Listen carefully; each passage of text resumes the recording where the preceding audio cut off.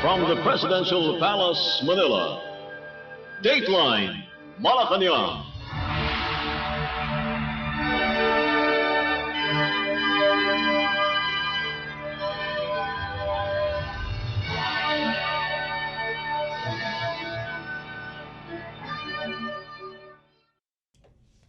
Good day. This is Dateline Malacañang, and here are the news.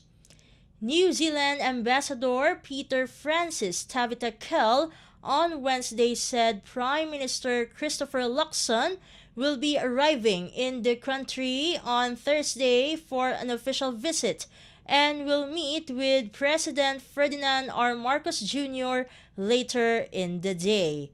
In his farewell call on President Marcos in Malacañang Palace, Kell said Luxon's mission is to show the rest of his delegation, comprising around 25 top business leaders, to do more business in the Philippines. Prime Minister Luxon's visit will highlight both nations' commitment to stronger ties as they move towards the 60th commemoration of the establishment of their bilateral relations in 2026. The New Zealand envoy said his tenure was briefly extended for the visit of Prime Minister Luxon to Manila. Ambassador Kell said he is confident that he'll leave his post with Philippine-New Zealand relations stronger than ever. For his part, the President expressed his gratitude to Kell for his initiatives in the last 4 years to strengthen the bilateral relationship between the Philippines and New Zealand. Ambassador Kell served as New Zealand's envoy to the Philippines since 2020. Throughout his tenure, he managed and fortified bilateral relations between the two nations, encompassing political, economic, and cultural spheres. The Philippines-New Zealand formal diplomatic relations span 57 years since its establishment on July 6, 1966. Dateline Malacañang. In other news stories, Philippine President Ferdinand R. Marcos Jr. is considering collaborating with the non-profit organization set up by former United Kingdom Prime Minister Anthony Charles Linton Blair on several initiatives. In a Facebook post, Presidential Communications Office or PCO said the planned collaboration with the Tony Blair Institute for Global Change was discussed during the President's meeting with Blair at Malacañang Palace in Manila on Tuesday. The PCO also shared several photos of the chief executive holding a meeting with Blair. President Marcos and Blair first met in September 2022 in New York City, where they talked about the peace-building initiatives in the Bangsamoro Autonomous Region in Muslim Mindanao or BARM. They also discussed various ways to ensure food security, address climate change, and boost trade. In October 2022, Blair also paid a courtesy call on President Marcos at Malacañang to discuss a wide range of topics on bureaucracy and governance based on the best practices in developed countries. Blair currently serves as executive chairperson of the Tony Blair Institute for Global Change, a non-profit organization that provides support to political leaders and governments to build open, inclusive, and prosperous societies in a globalized world. He founded the organization to help a country achieve transformational change by working with political leaders around the world. Dateline Malacañang. Meanwhile, Philippine House Speaker Martin Romualdez and Alabama 6th District Representative Gary Palmer held a meeting on Wednesday to strengthen the Philippines and United States relations in the field of nuclear energy and trade. Palmer is a member of the U.S. House Committee on Energy and Commerce and Committee on Oversight and Accountability. In their meeting, Romualdez emphasized the importance of the signed 123 agreement between the Philippines and the U.S. To recall, in November last year, the two countries sealed the agreement that will allow the exchange of nuclear energy-related materials and components. Romualdez said the 123 agreement lays the legal framework for potential nuclear power projects with U.S. providers and paving the way for streamlining the licensing requirements for the private sector with respect to investments on nuclear-related intangible transfers of technology.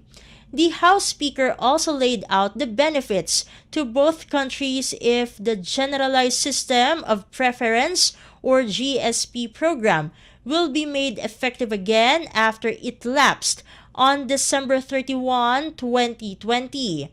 The GSP is the largest and longest U.S. trade preference program that helps developing countries like the Philippines to develop their economies by trade. Romualdez shared during the program that the Philippines have exported $2 billion worth of trade tax-free to the U.S. that created jobs and investment in manufacturing. Speaker Romualdez explained that this will lead to decreased prices in the U.S. for these products and commodities, thereby easing inflation. Besides this, Romualdez asked for Palmer's support in creating a free trade agreement and innovative sectoral arrangements. Romualdez added Philippine resources and U.S. technologies and investments need to be leveraged, particularly in critical minerals, to support the electric vehicle industry and the broader transition to clean energy, including nuclear energy. Dateline Malacañang. Philippine National Security Advisor or NSA Secretary Eduardo Año called on the Department of Justice or DOJ to consider legal actions against Davao del Norte 1st District Representative Pantaleon Alvarez following his pronouncement that the Armed Forces of the Philippines or AFP and the Philippine National Police or PNP should withdraw their support to the current administration. In a statement, Año said that the remarks issued by a government official and reserve officer is not only irresponsible but also illegal and against the Constitution. The statement of Alvarez could be considered as seditious or rebellious and has no place in a civilized society. Secretary Año added no one should implicate the AFP and the PNP for their own political agency and personal interests, even though Alvarez said the statement came due to bursts of emotions. Dateline Malacañang. Meanwhile, Anak Kalusugan Party List Representative Ray Reyes associated the increase of foreign direct investments or FDIs to the Philippines to the travels of Philippine President Ferdinand R. Marcos Jr. to other countries. According to the lawmaker, the president, as chief salesman of the country, the Philippine economy benefited from the chief executive's travels as proof of the 90% increase in FDIs. Reyes believes that this is just the beginning of the benefits of increase in FDIs. According to the data from the Bangko Sentral ng Pilipinas or BSP, the country's net FDI jumped to $907 million this January. Japan is the country's number one source of FDIs, which account for 69% of the total. The lawmaker advised critics to stop doubting President Marcos and admit that international engagements are important to support the development agenda of the country. Dateline Malacañang. Kabayan Party List Representative Ron Salo on Wednesday received assurance from Iranian Ambassador Yosef Esmail Zadeh on the safety of the 4 Filipino seafarers who are among the crew members of MSC Aris, the vessel seized by the Iranian Navy in the Strait of Hormuz. During their meeting, Zadeh assured Salo that the welfare of the 4 Filipino seafarers aboard are taken care of. The Iranian envoy also noted or cited Iran's support on the welfare of Filipino seafarers and said the good relations that exist between the Philippines and Iran. Earlier, Ambassador Zadeh also assured the safety of the Filipino seafarers to Department of Foreign Affairs or DFA Secretary Enrique Manalo and Undersecretary Eduardo De Vega. Salo, who also chairs the House Committee on Overseas Workers Affairs, said he was grateful for the Iranian government's assurance that overseas Filipinos are being well taken care of, with facilities established to allow them to contact their families. Zadeh said the capture of the ship was based on a judicial order from an Iranian court. The ambassador further assured Salo that should the Filipino seafarers opt for repatriation, once issues have been ironed out, Iran would facilitate and expedite their safe return home. The Kabayan Party List Solon showed understanding of the legalities involved and emphasized the need for diplomatic engagement to facilitate a swift and fair resolution. Dateline Malacañang. Meanwhile, the Philippine Department of Migrant Workers or DMW warned the public, especially overseas Filipino workers and their families, against a scam posing as legitimate investment platforms. According to the DMW, these scammers prey on unsuspecting OFWs by deceiving means such as the use of clickbait and fake testimonials from known personalities. The DMW particularly mentioned one investment scam known as Trade 13.0 Serax. The said scam is not registered and licensed by the Securities and Exchange Commission or SEC. Trade 13.0 Serax allegedly offers high return of investment or ROI to entice OFWs to invest their hard-earned money. In relation to this, the agency urged OFWs and their families to be careful in this form of scam and make sure that they are registered and licensed by the SEC before investing. For those who have been victims, they may report the incident at the SEC hotline at 8818-6047. Dateline Malacañang. In other news stories, the World Bank assured its support to the proposed digitalization program to develop the administration of Philippines taxes.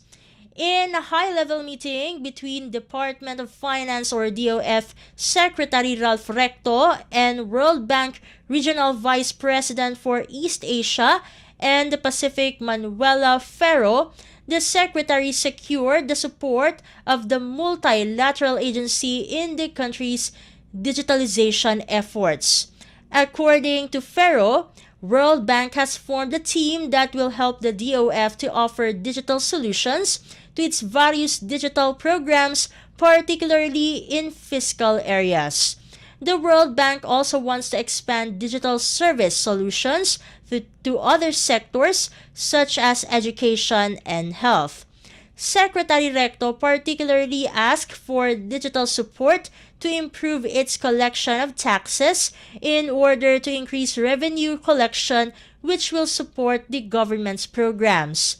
The meeting was held in the sidelines of the World Bank International Monetary Fund Springs meetings in Washington, D.C. Dateline Malacañang.